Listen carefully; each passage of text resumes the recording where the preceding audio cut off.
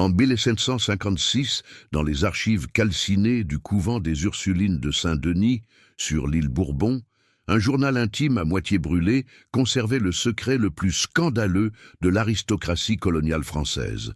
3 sœurs triplées de la famille Beaumont tombèrent enceintes simultanément, et le prêtre chargé de l'enquête disparut avant d'avoir révélé la vérité. Le document, découvert lors de travaux de rénovation en 1893, ne contenait que cette dernière note. Le sang des Beaumont porte désormais la malédiction qu'ils ont eux-mêmes invoquée. Que Dieu ait pitié de leurs enfants. Avant de nous plonger dans cette histoire troublante d'obsession, de secrets et de conséquences irréversibles, abonnez-vous à la chaîne et dites-nous de quelle ville vous nous regardez. Ce récit, reconstitué à partir de fragments historiques de l'île Bourbon, interroge: où se situe la frontière entre désir interdit et destruction délibérée? L'île Bourbon, aujourd'hui La Réunion, resplendissait sous le soleil implacable de l'océan Indien au milieu du XVIIIe siècle. Contrairement aux opulentes Saint-Domingue ou Martinique, Bourbon était une colonie de café et de vanille, plus isolée, plus sauvage, où les montagnes volcaniques se confondaient avec les nuages éternels et où la société coloniale se réfugiait sur une étroite bande de terre entre l'océan déchaîné et des forêts impénétrables. Ici, loin des regards indiscrets de Versailles et de la métropole, se produisaient des choses qui n'auraient jamais été révélées dans les salons parisiens ou bordelais. La famille Beaumont était arrivée sur l'île en 1720, lors de la seconde vague de colonisation française. Claude Beaumont, le patriarche, avait établi une prospère plantation de café sur les pentes volcaniques du Piton des Neiges, s'enrichissant grâce au travail de 120 esclaves malgaches et africains amenés de Madagascar et du Mozambique. À sa mort en 1754, Claude légua la propriété à son fils unique, Armand Beaumont, un homme de 32 ans récemment revenu de Paris, imprégné des idées des Lumières sur l'agriculture scientifique, mais totalement ignorant de la morale coloniale. Armand avait amené avec lui quelque chose d'encore plus problématique que ses idées réformistes. Ses 3 sœurs triplées, Marguerite, Clotilde et Océane, alors âgées de 24 ans, qui avaient été élevées dans un couvent parisien depuis leur enfance. Les triplés Beaumont devinrent aussitôt le sujet de conversation le plus en vue de la petite société de Saint-Denis. Ressemblant à s'en donner le vertige, les 3 jeunes femmes possédaient cette beauté pâle et raffinée de celle qui n'avait jamais travaillé. Une peau de porcelaine qui n'avait jamais connu le soleil tropical, des mains délicates qui tenaient des éventails importés, des voix cultivées qui récitaient Racine et Molière lors des dîners de l'élite locale. Mais les triplés Beaumont avaient quelque chose d'inquiétant. Elles se déplaçaient avec une synchronisation troublante, terminaient les phrases l'une de l'autre et arboraient ce regard de celle qui observait le monde colonial avec un mélange de fascination morbide et de dédain aristocratique. Le père Lucien Dubois, chroniqueur officieux de la colonie, écrivait dans ses mémoires: « Les dames Beaumont regardaient nos esclaves comme les naturalistes regardent des spécimens exotiques, avec une curiosité scientifique dénuée d'humanité chrétienne. » Le domaine Beaumont s'étendait sur 200 hectares de terre volcanique fertile. La maison principale, un bâtiment colonial à 2 étages doté de larges vérandas et de volets verts, était stratégiquement située au sommet d'une colline offrant une vue imprenable sur des rangées interminables de caféiers et au-delà sur l'océan qui scintillait comme du métal en fusion sous le soleil équatorial. En contrebas de la maison principale, logés dans de misérables baraquements, vivaient les esclaves, une population diverse composée de Malgaches, de Mozambicains, de quelques Africains de l'Ouest et de Créoles nés sur l'île même. Parmi ces personnes réduites en esclavage, un homme se distinguait pour des raisons que la société coloniale préférait ignorer: Toussaint. Personne ne connaissait son véritable nom. Toussaint était comme tous les esclaves baptisés du nom d'un saint lors de leur conversion forcée au catholicisme. Grand, les épaules larges, forgé par le labeur brutal dans les plantations, Toussaint possédait des traits qui suggéraient un mélange de diverses ethnies africaines, un nez épaté, des lèvres pulpeuses, une peau couleur d'ébène poli et des yeux ambrés singuliers qui captaient la lumière d'une manière hypnotique.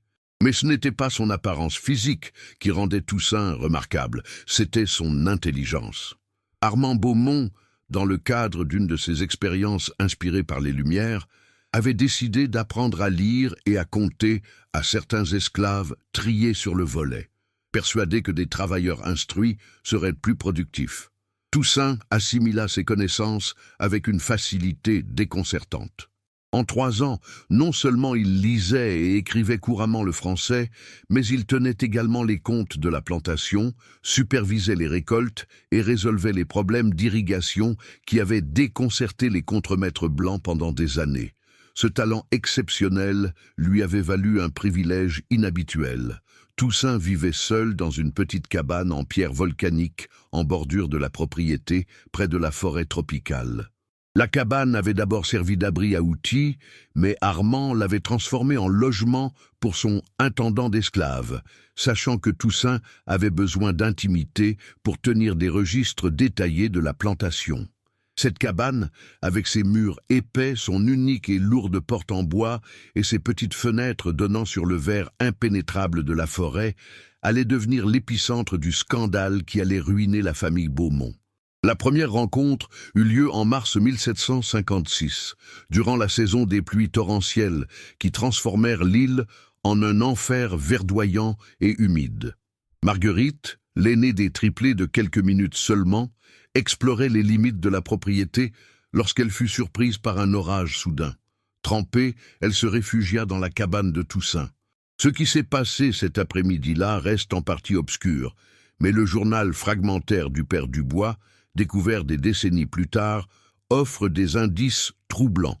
Marguerite a décrit la rencontre avec des détails qui auraient fait rougir même les courtisanes de Versailles. Elle a déclaré que Toussaint avait d'abord refusé de la laisser entrer, conscient que la présence d'une femme blanche dans ses appartements pouvait lui coûter la vie. Mais la tempête était violente, et Marguerite a insisté. À l'intérieur de la cabane, elle n'a pas trouvé le logement rudimentaire auquel elle s'attendait, mais un espace organisé avec des livres, soigneusement rangés, des cartes de l'île dessinées à la main, des instruments de mesure agricoles. Toussaint, selon ses propres mots, lisait. Un esclave qui lisait. Elle a décrit ce moment comme une révélation. Pour la première fois, elle voyait un homme réduit en esclavage, comme un être intellectuel. La rencontre dura 3 heures, le temps que l'orage se calme. Lorsque Marguerite revint à la maison principale, trempée et les cheveux soigneusement coiffés de feuilles mortes, ses sœurs comprirent aussitôt que quelque chose d'essentiel avait changé. Les triplés avaient toujours partagé un lien inexplicable. Quand l'une souffrait, les autres ressentaient sa douleur. Quand l'une tombait amoureuse, les autres éprouvaient le même bouleversement émotionnel. Cette nuit-là, tandis que Marguerite racontait sa rencontre avec Toussaint à voix basse, fiévreuse, dans la chambre qu'elle partageait, Clotilde et Océane sentirent naître en elle la même fascination interdite. Ce qui avait commencé par une curiosité intellectuelle se mua rapidement en obsession. Les jours suivants, chacune des triplés trouva un prétexte pour se rendre à la cabane de Toussaint. Clotilde prit des livres dans la bibliothèque d'Armand, prétendant organiser un programme d'éducation pour les domestiques.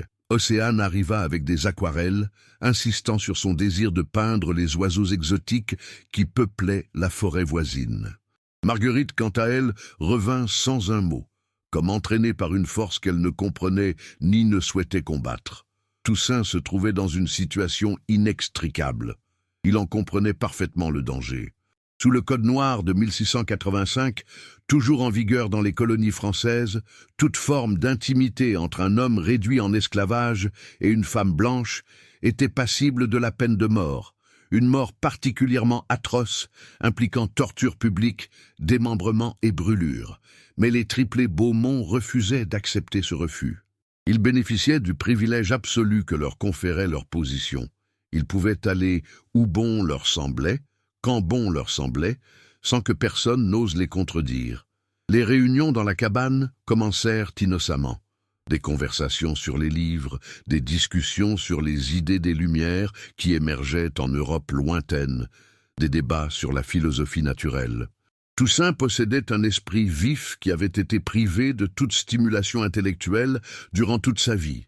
Les triplés bénéficiaient d'une éducation raffinée, mais vivaient dans un monde social qui considérait les femmes comme des objets décoratifs. C'était la rencontre de besoins complémentaires. Mais une tension plus sombre couvait sous la surface de ces conversations civilisées. Les triplés se mirent à rivaliser pour capter l'attention de Toussaint, chacun cherchant à surpasser les autres par sa connaissance de la poésie, de la musique et de l'art.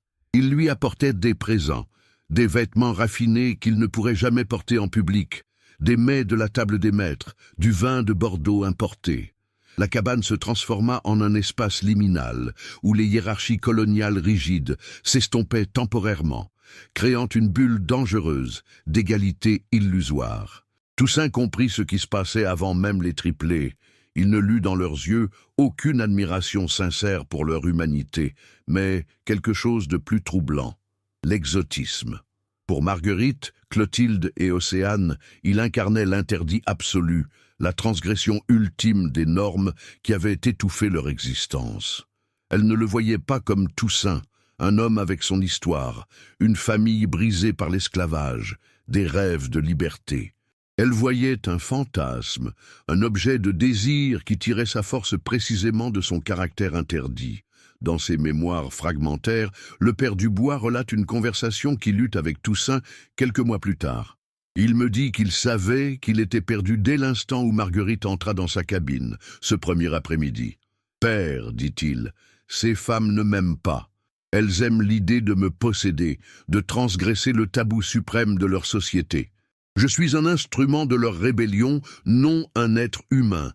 Mais quel choix me reste-t-il? Si je refuse, je risque d'être accusé d'insubordination et puni.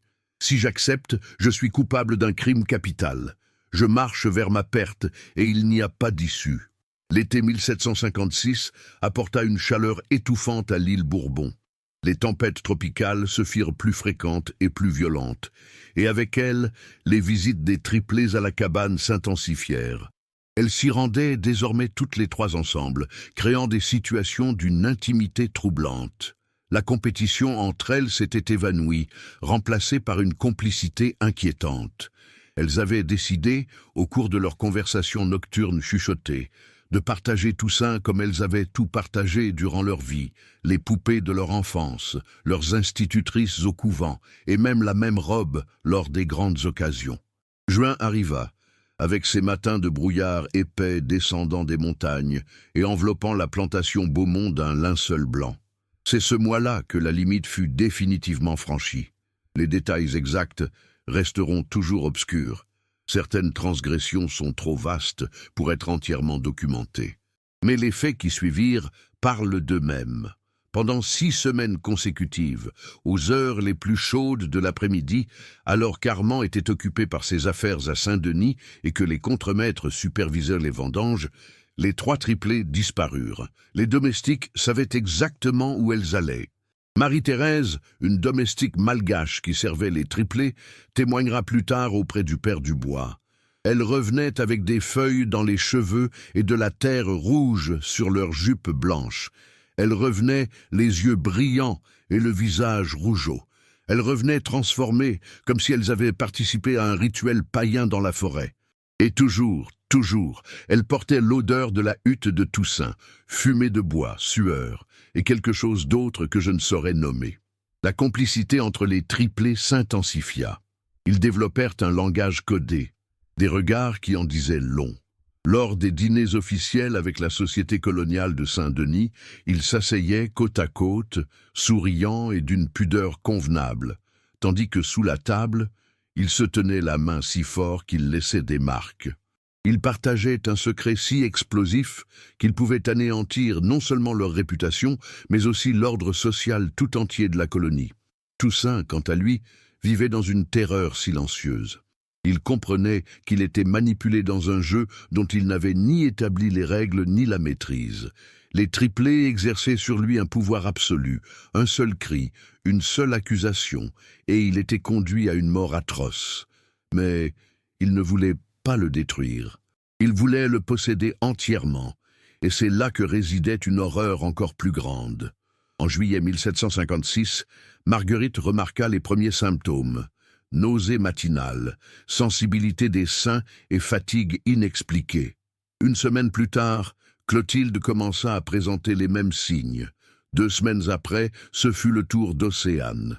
Les 3 triplés, liés par des circonstances défiant toute explication médicale, étaient tombés enceintes simultanément. La panique initiale dura exactement 3 jours. Elles s'enfermèrent dans leur chambre, refusant de voir qui que ce soit, tandis qu'elles tentaient de comprendre l'ampleur catastrophique de leur situation. 3 sœurs aristocrates célibataires tombant enceintes simultanément dans une société qui punissait toute allusion à une quelconque inconduite sexuelle féminine par un ostracisme social total, cela aurait déjà été suffisamment scandaleux. Mais que le père des enfants soit un esclave, cela dépassait le simple scandale pour entrer dans le domaine de la tragédie coloniale absolue. Ce fut Marguerite qui, la première, reprit ses esprits et commença à élaborer un plan. Elle avait toujours été la plus pragmatique des 3, celle qui prenait les décisions lorsque le trio connaissait des difficultés. « Nous avons 4 options », déclara-t-elle à ses sœurs, réunies dans sa chambre à 2 heures du matin. Première option, tout avouer, détruire notre famille, voir Toussaint exécuté publiquement et être exilé dans le déshonneur. Deuxième option, trouver un moyen d'interrompre les grossesses, au risque de nos vies et de nos âmes immortelles. Troisième option, fuir l'île, tout abandonner, vivre en paria, loin de tout. Quatrième option, mentir avec une telle habileté et une telle conviction que personne ne découvrira jamais la vérité. Ils optèrent pour la 4e solution, et le plan conçu par Marguerite révéla une précision froide et calculatrice digne des plus grands stratèges militaires. Il leur fallait d'abord établir un autre récit concernant ces grossesses. Cela nécessitait 3 hommes blancs, de préférence d'un statut social comparable, qui pourraient être présentés comme les pères. La solution résidait dans les structures mêmes du colonialisme français. Cet été 1756, 3 officiers de marine bordelais étaient temporairement en poste à Bourbon, le capitaine Bertrand Marchand, le lieutenant Julien Devreau et l'enseigne Philippe Moreau. Célibataires, issus de familles respectables, tous désireux de nouer des relations qui pourraient favoriser leur carrière, ils furent systématiquement séduits par les triplés Beaumont tout au long du mois d'août, lors de bals, de dîners et de promenades soigneusement chaperonnées sur les pentes de l'île. Le plan était diabolique dans sa simplicité. Chaque triplé devait nouer une relation avec un officier différent en accélérant les choses suffisamment pour suggérer une intimité prématurée sans jamais la consommer. Flattés par l'attention de belles et cultivées aristocrates, les officiers ne s'interrogeraient pas sur la chronologie des grossesses lorsque celles-ci seraient finalement révélées. Des mariages hâtifs pourraient être arrangés, et 3 scandales potentiels se transformeraient en 3 unions opportunes. Mais un problème crucial se posait. Les officiers devaient rentrer en France, en octobre, soit 3 mois plus tard. Les triplés n'étaient enceintes que de quelques semaines. Elles ne pouvaient révéler leur grossesse aux officiers qu'une fois celle-ci visiblement avancée, ce qui n'arriverait pas avant septembre au plus tôt. Si les officiers partaient avant que les mariages ne soient arrangés, tout le plan s'effondrerait. Marguerite résolut le problème en persuadant son frère, Armand, de proposer aux officiers un partenariat lucratif dans l'entreprise de café de la famille Beaumont. La promesse de richesse coloniale permit aux 3 hommes de rester sur l'île plusieurs mois de plus, soit exactement le temps nécessaire aux triplés. Pendant ce temps, Toussaint observait la scène depuis sa cabane en lisière de forêt. Les triplés avaient cessé de lui rendre visite brutalement en août, le rayant de leur vie avec la même froideur soudaine qu'ils y avaient fait leur entrée. Il n'était plus nécessaire. En réalité, son existence représentait désormais une menace mortelle pour leur secret. Il le comprenait parfaitement.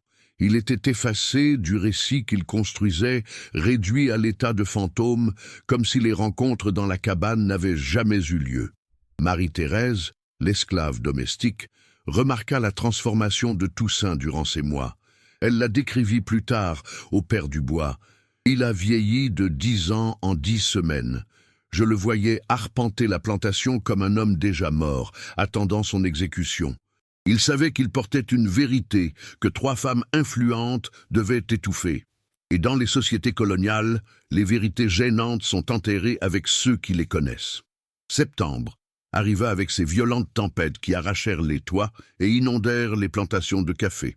Les grossesses des triplés étaient désormais bien visibles. Leurs ventres arrondis ne pouvaient plus être dissimulés sous leurs vêtements amples. C'est alors qu'elles mirent en scène leur révélation soigneusement orchestrée. Lors d'un dîner chez les Beaumont, en présence des 3 officiers de marine et d'autres membres de la société coloniale, les triplés s'évanouirent simultanément. Un spectacle théâtral qui sema la confusion. Le médecin colonial, le docteur Auguste Laurent, fut appelé d'urgence. Après avoir examiné les 3 femmes en privé, il sortit de leur chambre, l'air stupéfait. « Les dames Beaumont sont enceintes. Toutes les 3, d'environ 3 mois. » Le scandale éclata instantanément. Armand Beaumont, véritablement choqué et furieux, exigea des explications. Les triplés, dans une performance digne d'un Oscar, avouèrent en larmes s'être donnés prématurément aux 3 officiers durant l'été, emportés par la passion lors de rencontres secrètes. Les officiers, placés dans une situation inextricable devant toute la société coloniale, n'eurent d'autre choix que d'assumer leurs responsabilités. Ni aurait été faire passer les triplés Beaumont pour des menteuses et déshonorer leur propre réputation. 3 mariages furent arrangés à la hâte. Marguerite épousa le capitaine Marchand, Clotilde le lieutenant Devreau et Océane l'enseigne Moreau. Les cérémonies eurent lieu en l'église Saint-Denis en octobre 1756, célébrées par le père Dubois lui-même, qui écrira plus tard « Je n'ai jamais célébré de sacrement avec le cœur aussi lourd. » En contemplant ces 3 épouses identiques, toutes enceintes, toutes souriant sereinement, j'ai eu le sentiment d'assister non pas à des mariages sacrés, mais à une sorte de pacte démoniaque. Les officiers de marine, désormais liés par le mariage à l'une des familles les plus fortunées de Bourbon, acceptèrent leur nouvelle vie avec un pragmatisme viril. Ils avaient accédé à la fortune coloniale. Le prix à payer était simplement d'accepter des enfants prématurés, qui, après tout, pouvaient légitimement être les leurs. La société coloniale de Saint-Denis murmura et spécula pendant des semaines, mais finit par accepter la version officielle. 3 passions simultanées, 3 écarts de conduite, 3 mariages de convenance. Scandaleux, certes, mais conforme aux comportements humains les plus compréhensibles. Personne ne soupçonnait l'impossible vérité. Les mois de grossesse s'écoulèrent dans une tension suffocante au domaine de Beaumont. Les triplés, désormais mariés et vivant dans des maisons séparées, chaque officier avait reçu une partie du vaste domaine, restaient en contact permanent. Ils se rendaient visite quotidiennement, partageant toujours ce lien inexplicable, gardant jalousement le secret capital qui unissait leur vie. Toussaint continua sa vie à la plantation comme si de rien n'était. Il supervisait les récoltes, tenait les registres et réglait les problèmes d'irrigation. Mais désormais, il travaillait sous une surveillance constante. Armand Beaumont, sans vraiment comprendre pourquoi, avait développé une méfiance envers son contremaître. Il commença à l'interroger fréquemment, à vérifier ses registres avec une méticulosité obsessionnelle et à se présenter à l'improviste à la cabane pour des inspections surprises. Marie-Thérèse observait tout avec la lucidité aiguë de celle qui vivait en marge de la société coloniale. Elle savait. Elle vit les triplés se toucher le ventre avec des expressions mêlant amour maternel et terreur. Elle vit Toussaint jeter des regards furtifs aux 3 femmes qui traversèrent la plantation. Elle comprenait l'absurdité de la situation. 3 grossesses simultanées après un été de visite secrète dans une cabane d'esclaves. Mais Marie-Thérèse comprenait aussi quelque chose de plus fondamental concernant l'esclavage. La survie exigeait un silence absolu. Parler, c'était signer non seulement son propre arrêt de mort, mais aussi celui de toute sa famille. Alors elle observa, garda le silence, et attendit de voir comment la tragédie se déroulerait. En février 1757, en plein été austral, naquirent les enfants. Le fils de Marguerite fut le premier à naître, suivi quelques heures plus tard par ceux de Clotilde et d'Océane. 3 garçons nés en l'espace de 18 heures. Les 3 officiers de marine offrirent des cigares et fêtèrent l'événement avec du rhum importé. Armand Beaumont commanda un tédéum d'action de grâce à l'église. La haute société coloniale se pressa en masse pour accueillir les nouveaux héritiers de la dynastie Beaumont. Et puis, lorsque les sages-femmes malgaches ont lavé les nouveau-nés et les ont amenés à la lumière du jour, la vérité a éclaté comme un volcan.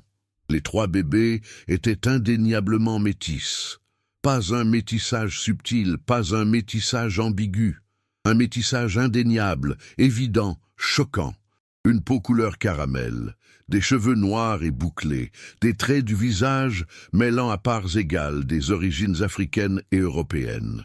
3 bébés identiques qui ne pouvaient, en aucun cas imaginable, être les enfants de 3 officiers de marine français blancs. Le silence qui s'abattit sur le domaine Beaumont cet après-midi de février était celui qui précède un tremblement de terre. Pendant 15 minutes exactement, personne ne prononça un mot. Les sages-femmes malgaches, terrifiées, quittèrent précipitamment les pièces, sachant que les témoins de tels secrets survivent rarement. Les officiers de marine contemplaient les bébés dans leur berceau avec une horreur grandissante. Les triplés Beaumont restèrent dans leur lit de maternité, pâles comme des linceuls, serrant contre eux leurs enfants métis et pleurant en silence. C'est le capitaine Marchand qui rompit le silence, la voix tremblante d'une fureur à peine contenue. Quelle obscénité! Ces créatures ne peuvent pas être mes enfants.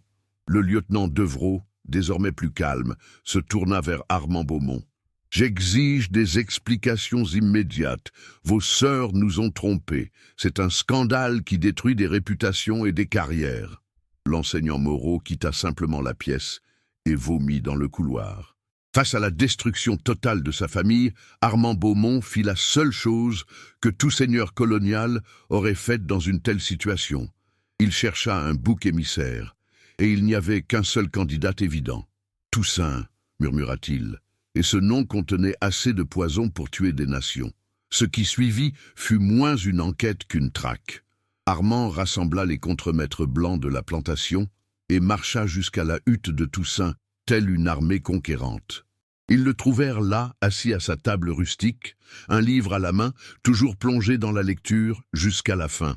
Il ne tenta pas de s'enfuir.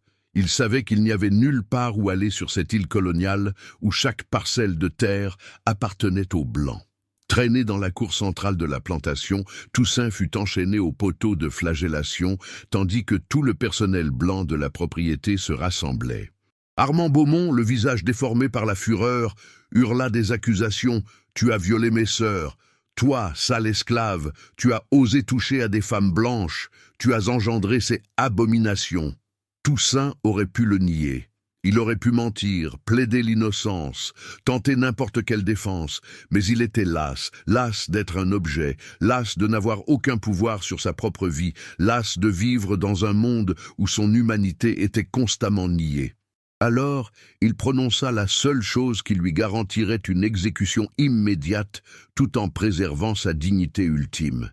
Ils sont venus me voir, sans cesse, tout l'été, tous les 3. Je les ai avertis des conséquences. Ils n'en ont rien eu à faire. Et maintenant, vous avez 3 enfants qui portent mon sang, un sang que vous considérez comme inférieur, mais qui est tout aussi humain que le vôtre. Le silence qui suivit fut un silence de vide absolu. Puis, Armand Beaumont leva son fouet. Ce qui s'est passé dans la cour de la plantation Beaumont cet après-midi de février 1757 fut consigné ironiquement, car la loi coloniale française exigeait des registres détaillés des exécutions capitales infligées aux esclaves. Le père Dubois, contraint de témoigner comme représentant de l'Église, consigna chaque coup, chaque entaille, chaque instant de la longue torture qui transforma Toussaint en un corps mutilé. Ils le maintinrent en vie pendant 3 jours. Fidèle à la tradition des châtiments coloniaux les plus cruels, la mort devait être suffisamment lente pour servir d'exemple terrifiant à toute la population asservie. Toussaint fut fouetté, mutilé, brûlé. Ses cris résonnèrent à travers les montagnes volcaniques, atteignant les 4 coins de l'île.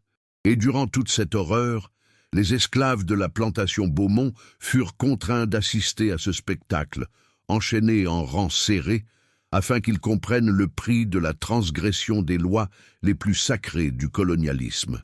Le 3e jour, alors que Toussaint était plus mort que vif, Armand Beaumont ordonna qu'on l'amène devant les triplés.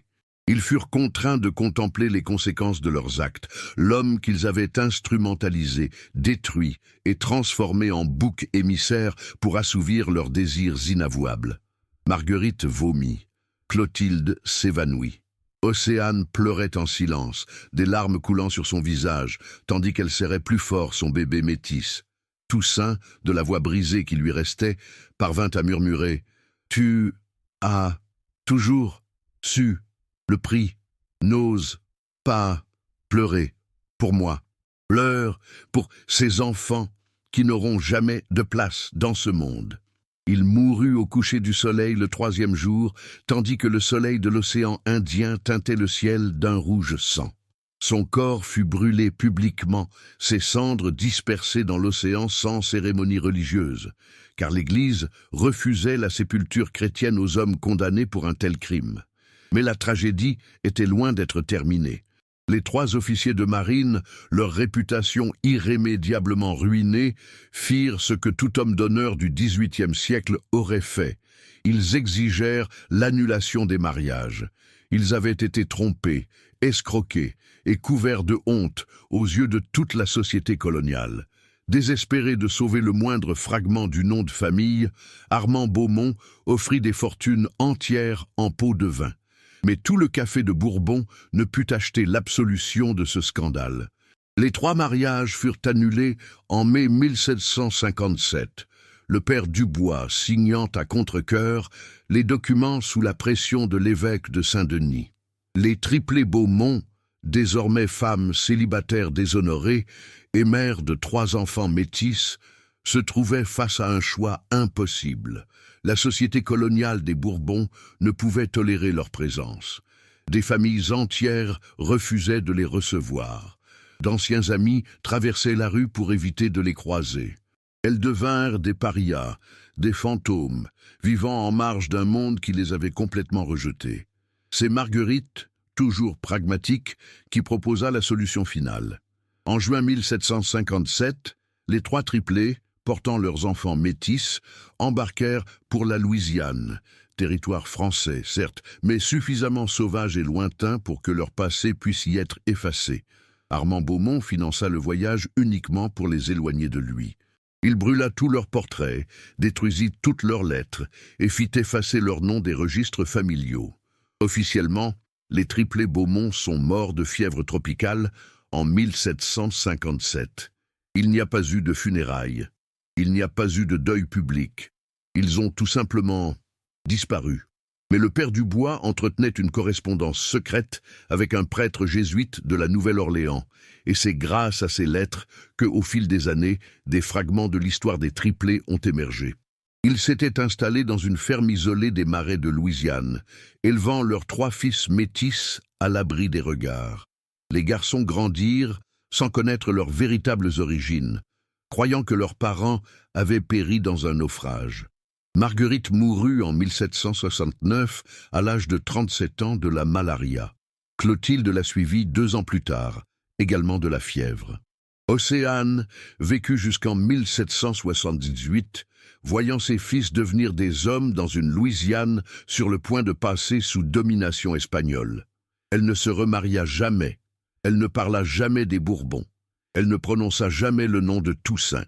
Les 3 enfants métis, ignorant tout de leur père biologique et des circonstances tragiques de leur naissance, finirent par se disperser à travers la Louisiane. L'un devint trappeur, un autre s'engagea dans la milice locale, le troisième disparut dans les territoires indiens de l'Ouest.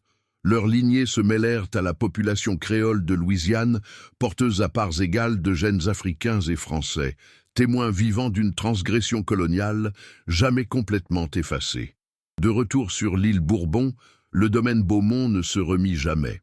Armand vendit la plantation en 1760 et retourna en France, où il vécut le reste de sa vie reclus. La cabane de Toussaint fut démolie aussitôt après son exécution. Les pierres volcaniques éparpillées dans la forêt, comme pour effacer le souvenir de ce qui s'y était passé. Mais les esclaves de la plantation perpétuèrent le récit, le transmettant à voix basse de génération en génération. Marie-Thérèse, qui vécut jusqu'à l'abolition de l'esclavage en France en 1848, raconta toute l'histoire au père Dubois sur son lit de mort. C'est son témoignage, consigné dans les mémoires du prêtre, qui parvint finalement aux archives découvertes en 1893. Le document brûlé du couvent des Ursulines contenait une ultime révélation que le père Dubois y avait incluse avant sa mort en 1780. Les triplés Beaumont ont choisi leur désir au détriment de la vie de tous ceux qui les entouraient. Le désir de posséder l'interdit, de transgresser l'insurmontable, de prouver que même les lois les plus sacrées de leur société ne pouvaient les contenir. Ils ont détruit Toussaint, ils ont détruit leur propre vie, ils ont condamné 3 enfants innocents à une existence marginale. Et pourquoi? Pour le frisson de la transgression, pour l'excitation de briser le tabou suprême. Ils ont transformé un être humain en objet de leur obsession collective. Et lorsque la vérité a éclaté, ils n'ont pas hésité à le sacrifier pour préserver leur secret. Le sang de Toussaint hurle des cendres jetées à la mer. Et ces 3 enfants portent ce sang, vivants mais effacés de l'histoire, fantômes créoles, errant en Louisiane, ignorant qu'ils sont des monuments vivants à l'hypocrisie mortelle du colonialisme français. L'affaire des triplés Beaumont ne fut jamais reconnue publiquement par l'administration coloniale française. Les documents officiels concernant la famille furent scellés, puis perdus lors d'incendies opportuns dans les archives de Saint-Denis. L'île Bourbon elle-même, rebaptisée Réunion après la Révolution française, enfouit cette histoire sous un voile de silence officiel. Mais des histoires comme celle-ci ne meurent jamais vraiment. Elles persistent dans les archives, se murmurent dans les généalogies familiales, se conservent dans des journaux intimes qui finissent par être révélés. La découverte en 1893 du document brûlé provoqua un certain scandale parmi les historiens français, mais fut rapidement minimisée et considérée comme une rumeur coloniale invérifiable. Aujourd'hui, le domaine de Beaumont n'existe plus. Il a été morcelé en des dizaines de petites exploitations au fil des siècles. La forêt tropicale a envahi les anciennes plantations de café. Mais certains anciens du village racontent encore l'histoire de la cabane de l'esclave, qui se dressait soi-disant à la lisière de la forêt, où 3 femmes blanches auraient perdu leur âme et un homme noir la vie. Quant aux 3 enfants métis, leurs descendants vivent encore aujourd'hui, en Louisiane, dispersés à travers les États-Unis, certains retournant même à la Réunion lors des migrations modernes, ignorant tout de ce qui les unit, le sang d'un scandale colonial enfoui depuis plus de 2 siècles. Ce sont des créoles américains, des afro-français, des métis aux 1000 origines, chacun porteur de fragments microscopiques d'ADN de Toussaint, cet homme transformé en objet sexuel, en bouc émissaire, puis en martyr d'un système incapable de tolérer son humanité. Ce récit, reconstitué à partir de documents fragmentaires, de témoignages d'esclaves et des souvenirs d'un prêtre tourmenté, nous oblige à affronter des questions que nous préférerions éviter. Les triplés Beaumont étaient-elles victimes d'une société répressive qui niait la sexualité féminine, ou étaient-elles des bourreaux qui ont abusé de leurs privilèges raciaux pour exploiter un homme sans défense? Toussaint était-il un héros tragique, résistant grâce à son ultime dignité, ou une victime impuissante de force qui le dépassait? La vérité, comme toujours, est plus complexe que de simples récits de héros et de méchants. Le colonialisme a engendré des rapports de force si inégaux que toute relation véritablement consensuelle entre colonisateurs et colonisés est devenue impossible. Les triplés détenaient tout le pouvoir. Toussaint, aucun. Toute intimité entre eux était inévitablement entachée par cette inégalité fondamentale. Et pourtant, 3 enfants sont nés. 3 vies ont débuté au milieu de la tragédie. Ces garçons métis ont grandi, aimé, travaillé et fondé leur propre famille. Ils n'étaient pas de simples symboles de la transgression coloniale. Ils étaient des êtres humains à part entière qui ont vécu pleinement en Louisiane, contribuant à la riche mosaïque créole qui caractérise cette région encore aujourd'hui. Le sang de Toussaint coule encore dans ses veines, dilué par les générations, certes, mais bien présent. Aujourd'hui, des gens arpentent les rues de la Nouvelle-Orléans, de Houston, de Los Angeles et même de Paris et de La Réunion, porteurs de ces gènes sans le savoir. Ils sont la preuve vivante que même les exécutions les plus brutales ne peuvent effacer une vie à jamais. La biologie transcende l'histoire. L'ADN préserve des vérités que les archives détruisent.